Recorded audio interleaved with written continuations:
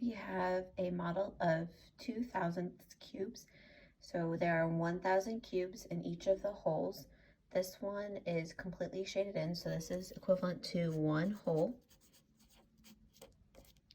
And if I look at this one, we know that there are 10 groups of 100, so there are 10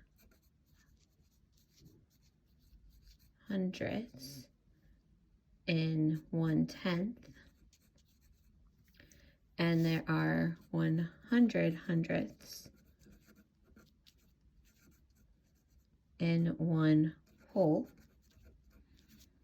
So that's going to be helpful when we look at our model here. So I see 1, 2, 3 hundredths, and then there are 1, 2, 3, 4 groups of 10 and one extra, so that will be 341, and this is thousandths.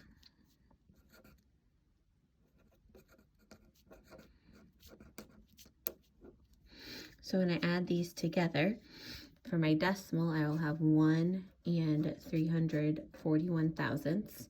So I'm going to jump down to the number name and write that as 1. Remember that decimal point we say and, so I have 1 and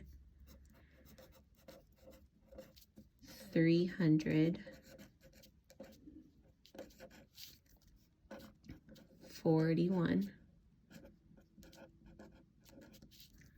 thousandths with the TH at the end.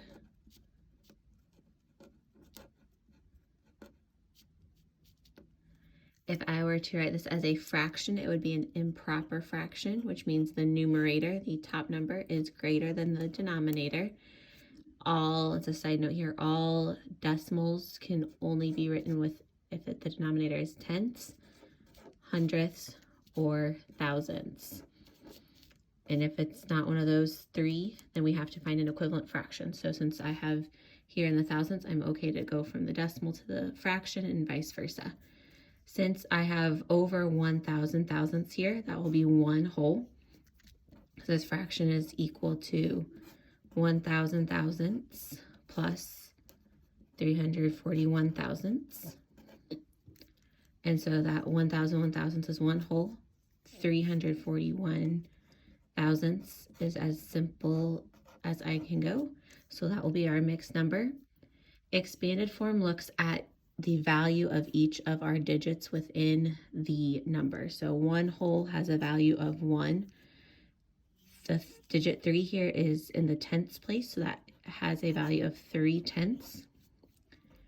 The 4 is in the hundredths place, so that has a value of 4/100. And the 1 is in the thousandths place, so that has a value of 1,000th. We could also write this in fractional form instead of using decimals. So it'd be 1 plus 3/10 plus 4/100 plus 1,000th. In our place value chart, we would have 1 chip in the ones. We have 3 chips in the tenths, 4 chips in the hundredths, and 1 chip in the thousandths.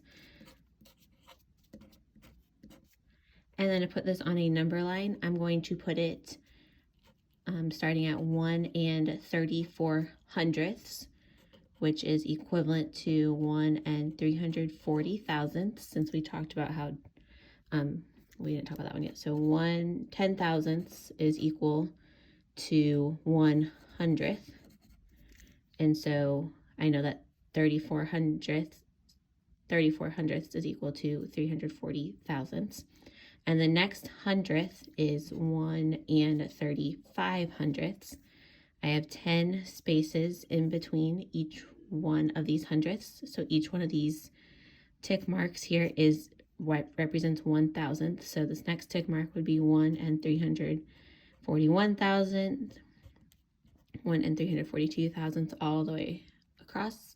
Since we only need to go to 1 and 341 thousandths, that is where my decimal would be on the number line. And our directions down here at the bottom say round this decimal to the nearest hundredth.